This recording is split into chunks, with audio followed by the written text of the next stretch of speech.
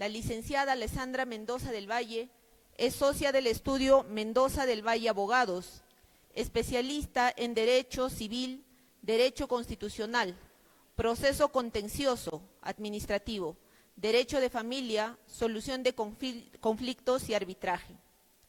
Actualmente está cursando el MBA en la Universidad de Palermo, Argentina. Ha obtenido el diplomado en Derecho Administrativo y Procesos Contenciosos Administrativos por la Universidad de Salamanca. Es licenciada en Derecho en la Universidad San Martín de Porres y ha ejercido la docencia como asistente de cátedra en el curso de Derecho Procesal Civil de la Universidad San Ignacio de Loyola. Ha formado parte del consorcio directivo de la Asociación Casa Ronald Perú en el 2019. Hoy, martes 30 de mayo, la licenciada Alessandra Mendoza dará a conocer y compartirá con el auditorio su ensayo Embarazo Adolescente, constante violación a los derechos humanos. Adelante.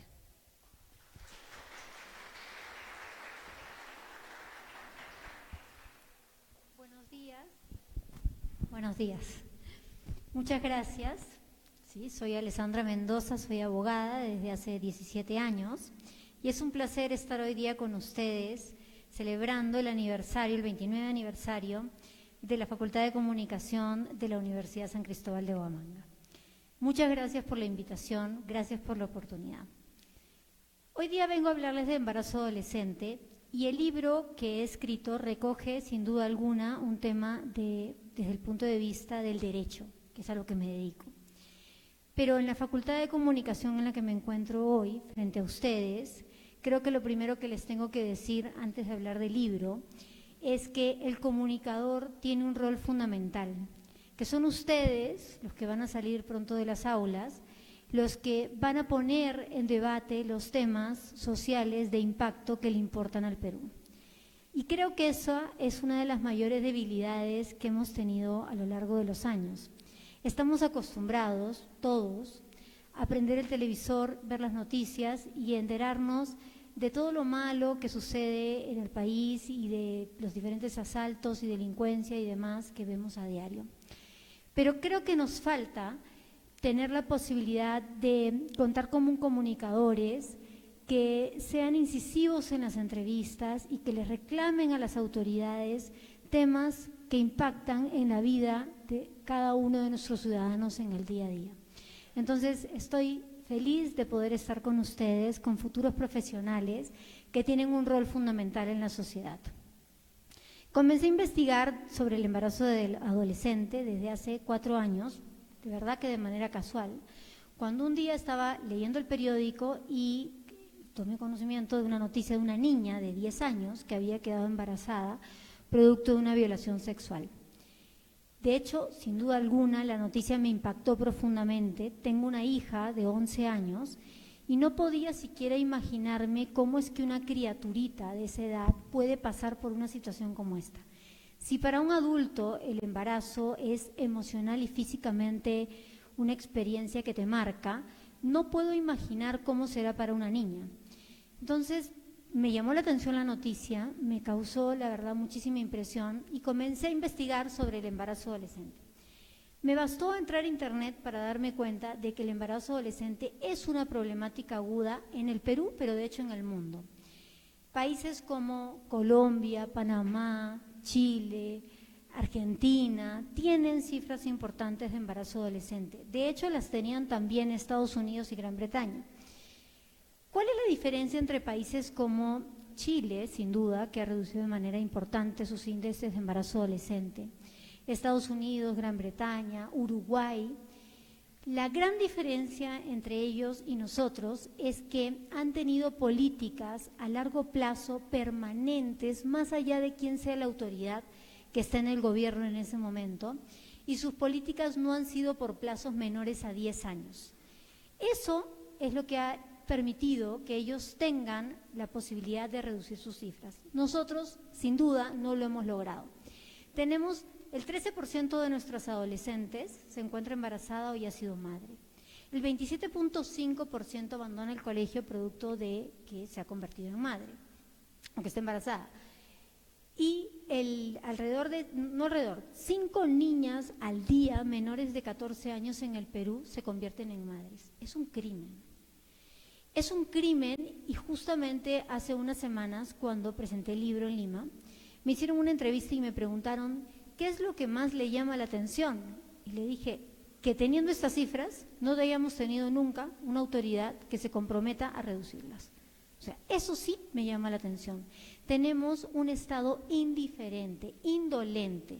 No podemos hablar de democracia cuando nuestras niñas y adolescentes quedan embarazadas a temprana edad. No sé de qué igualdad entre hombres y mujeres hablamos cuando nuestras niñas y adolescentes quedan embarazadas a temprana edad. ¿Cómo podemos hablar de igualdad de oportunidades cuando esas niñas van a dejar de estudiar? Desde el momento en que esa niña abandona el colegio, el 27.5%, quiere decir que no va a tener las mismas oportunidades que los hombres que sí terminan el colegio. Por lo tanto, desde ahí podemos decir que el embarazo adolescente es una problemática transversal.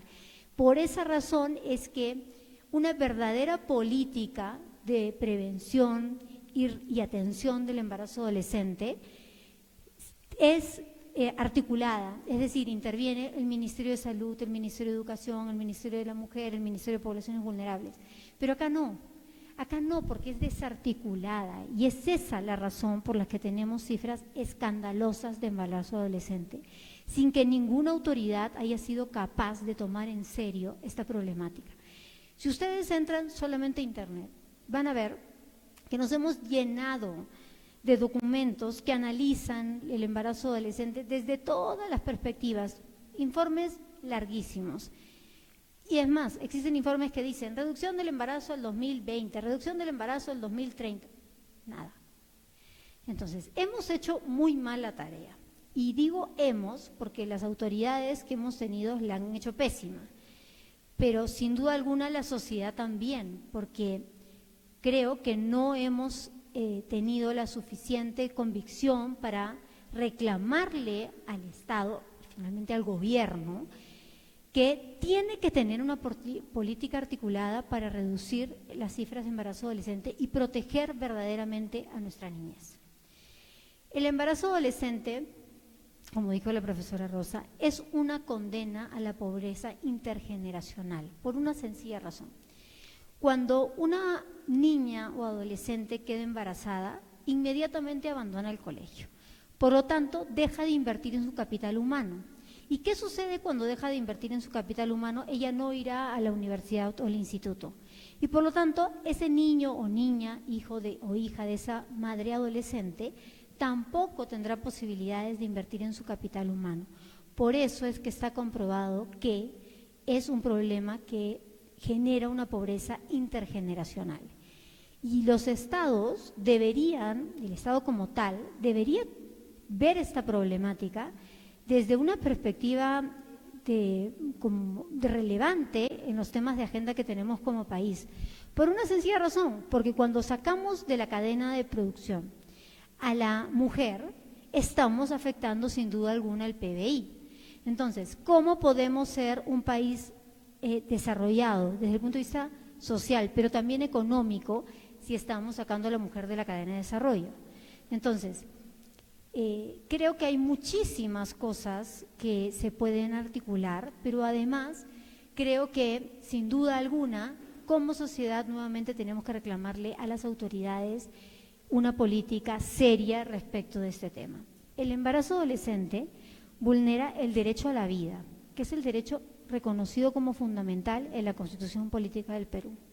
Y vulnera el derecho a la vida porque las niñas que quedan embarazadas no están preparadas desde el punto de vista físico, y evidentemente tampoco mental, para ser madres, con lo cual su vida corre riesgo. Existe una guía de aborto terapéutica aprobado por el Ministerio de Salud, no se aplica. Y no se aplica porque cuando he tenido la oportunidad de ir a los centros de embarazo adolescente, lo primero que te dicen es, cuando vas al hospital, el médico, y aunque parezca mentira, comienza a decir, ¿pero estás segura que quieres hacer esto? ¿No te parece que Dios te puede castigar? ¿cómo te va a castigar Dios si es que tú has quedado embarazada a los 10, 11, 12 años? Además, vivimos en un estado laico. Por lo tanto, el médico podrá creer en lo que considere, pero no lo debería trasladar. ¿Por qué? Porque tenemos una guía de aborto terapéutico aplicable en los casos de riesgo a la vida de la madre. Y no se aplica. Eso, nuevamente, es indolencia. Cuando vulneramos el derecho a la vida, se vulnera el derecho a la salud. Y la Corte Interamericana de Derechos Humanos ha sido clarísima al señalar que el derecho a la salud está vinculado a la salud física y que, por lo tanto, estas niñas y madres adolescentes no sufran de hemorragias, hipertensión, preeclampsia, ¿no?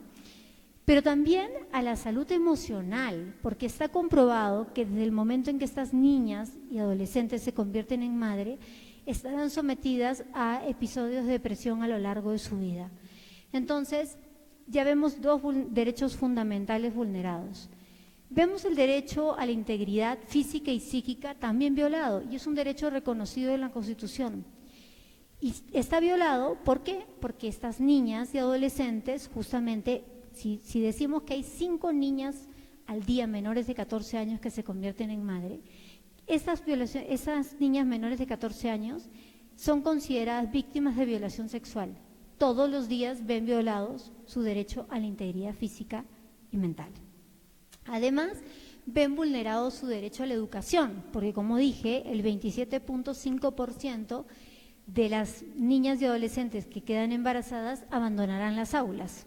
Y abandonarán las aulas porque pese a que los colegios están obligados a integrarlas, lo cierto es que somos una sociedad absolutamente conservadora y, aunque les parezca mentira, cuando he ido a los colegios y pregunto qué pasa en estos casos, los papás dicen, ¿cómo va a estar embarazada y con la barriga y mi hija lo va a ver? Es un mal ejemplo. Entonces las niñas ya no van al colegio. Cuando abandonan el colegio ven vulnerado también su derecho al trabajo. ¿Por qué? Porque no van a poder acceder a trabajos de remuneración importante. Sus trabajos serán de baja remuneración. Todas estas vulneraciones ponen de manifiesto lo que se conoce como el proyecto de vida, que si bien es cierto no está reconocido en la Constitución como tal, la Corte Interamericana ya ha dicho que es un derecho fundamental.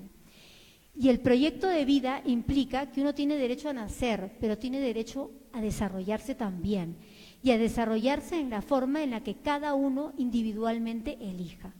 Por lo tanto, lo que vemos en el embarazo adolescente es la vulneración diaria de derechos que consideramos fundamentales. Decimos que somos un país democrático. De verdad que a partir de esta investigación yo ya lo dudo, porque no podemos ser un país democrático cuando permitimos que todos los días se vulneren los derechos fundamentales. Un país democrático se caracteriza justamente por la garantía que tienen sus ciudadanos de que sus derechos humanos, sus derechos fundamentales están siendo respetados. Bueno, acá se vulneran todos los días sin que nadie haga nada y lo hemos aceptado, lo hemos tolerado, porque somos una sociedad indiferente e indolente. He tenido la oportunidad de estar desde el lado de la prevención y de la atención. He ido a los colegios a hablar sobre prevención de embarazo adolescente y hay un colegio al que voy seguido, que está en San Juan del Lurigancho, de Fe y Alegría 32, y me impresionó que cuando llegué al aula y hablamos sobre embarazo adolescente, lo primero que les pregunté a los chicos es que sabían del embarazo adolescente y primero no hablaban. Pero comenzamos a hablar de proyecto de vida y en la primera sesión, porque fueron 2 sesiones, en la primera le dije, ¿con qué sueñan? Me dijo, y nadie respondía. Tímidamente alguno decía, sueño con ser arquitecto, con ser abogado, y una chica me dijo, no sueño con nada. Y le digo, eso es imposible, todos tenemos sueños de algún tipo. No sueño con nada. Bueno, vamos a trabajar un proyecto de vida. Está demostrado que el embarazo adolescente, más allá de esas situaciones de violencia innegables, también surge como consecuencia de la falta del proyecto de vida. Las mujeres creen, porque así les han hecho creer en sus casas, que tú a la casa y tu hermano al colegio porque él sí tendrá que trabajar. Por lo tanto, hay una ausencia de proyecto de vida. Y como nadie les dijo que tienen derecho a soñar, que tienen derecho a cumplir sus sueños, ellos creyeron que no. Bueno, trabajamos en el colegio el proyecto de vida y les dije que la siguiente sesión ellos me iban a exponer a mí cuál era su proyecto de vida. Eran 22 alumnos y todos, sin excepción, quisieron salir a exponer su proyecto de vida. Y lo que más me llamó la atención es que la chica que me dijo que no tenía sueños, después de esa semana que no nos habíamos visto, había decidido entrar a la universidad, postular. ¿Por qué? Porque y ahí les quiero contar que cuando hicimos el feedback del trabajo, del taller para saber qué les pareció, les dije, en un papel pongan, me gustaría que la próxima toquemos A, B o C. Pero el papel no decía que querían tocar la próxima. Decía cosas como, nunca nadie me dijo que era importante. Nunca nadie me dijo que yo podía hacer algo. Nunca nadie me dijo que podía ir a la universidad. Entonces, cuando tú escuchas esas cosas, sabes que tenemos también desde el punto de vista de la educación un rol, los educadores, fundamental en la vida de esas personas que tiene que llevarse a las aulas, porque si desarrollamos el proyecto de vida, vamos a impactar también en las cifras de embarazo adolescente. Pero hay que encontrar en esos chicos no solamente el sueño, porque el sueño sin herramienta que les permita cumplirlo se desvanece. Entonces, el trabajo está en identificar el sueño unido a una herramienta que le permita concretarlo. Y finalmente estuve desde el lado de la atención. Y me di cuenta, nuevamente, lo que he dicho repetidamente a lo largo de esta exposición, que nos encontramos lamentablemente ante un estado indolente, indiferente, porque cuando he ido a los centros de embarazo adolescente estatales, me sorprendió que en todos salí exactamente con la misma sensación, indescriptible en ese momento, pero que la he entendido como que entras a ese lugar y las 4 paredes son su mundo y parece que el mundo se hubiera detenido. Esas chiquitas juegan vóley todo el día, hacen algún deporte y sus niños caminan por donde sea, así, sin que las mire nadie, sin que nadie les dé atención, amor a esas criaturas. Entonces, es literalmente como si el mundo se hubiera detenido en esas 4 paredes sin que a nadie le importe la vida de esas criaturas. ¿Qué es lo que ha pasado? Que una vez que salen embarazadas, el Estado las olvida. Y una cosa que no hemos considerado es que el embarazo adolescente tiene un impacto también en la economía de nuestro país, porque le cuesta al Perú aquella madre que siendo adolescente tiene complicaciones en el parto. Le cuesta a aquella madre que sufre de depresión y tendrá que tomar antidepresivos. Le cuesta al Perú atender a esas niñas que están sufriendo hemorragias producto de un embarazo adolescente. Le cuesta al Perú a aquella niña que no se educa y que por lo tanto no tiene capacidades para desarrollarse por ella misma porque no ha invertido en su capital humano. No lo vemos. Entonces, hay muchas cosas que ver en el embarazo adolescente. Es un tema realmente amplio que pasa por muchísimas aristas y muchísimos sectores y por lo tanto necesitamos un trabajo articulado. Yo solamente quiero decirles que todos desde donde estamos tenemos un rol fundamental y nuestra voz debe ser la voz de esas niñas que hoy no la tienen. Es importantísimo hablar por ellas porque no es posible que sigamos tolerando la vulneración diaria a sus derechos como seres humanos. Muchas gracias.